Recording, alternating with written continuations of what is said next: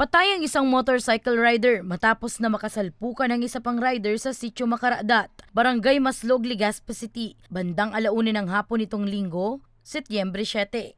Kinilala ang nasawing biktima na si alias Jules, 51 anyos, residente ng Barangay Buraguis, Legazpi City, habang kinilala naman ang sugatang rider na si alias Chris, 32 anyos, residente ng Barangay Maslog, Legazpi City. Ayon kay Police Executive Master Sergeant Carlos Panya, tagapagsalita ng Legazpi City Police Station, patuloy pa nilang inaalam ang sanhi ng nangyaring head-on collision ng dalawang sangkot na motorsiklo.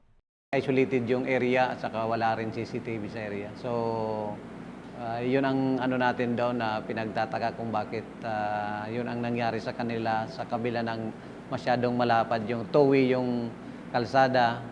Wala naman silang overtaking na ginawa, nag-overtake sa wala. So, yun ang ating initial na finding sa kanila. 2:00 ng hapon ng parehong araw nang tuluyang bawian ng buhay si alias Jules habang isinusugod sa Bicol Regional Hospital and Medical Center. Patuloy naman ang ginagawang gamutan sa isa pang rider. Pagka maganda na yung kalagayan ng isa natin biktima, may invite natin dito and of course kung sino on the part doon ng pamilya magre-represent at papag-usapan natin yung both side kung anong kanilang magiging usapan.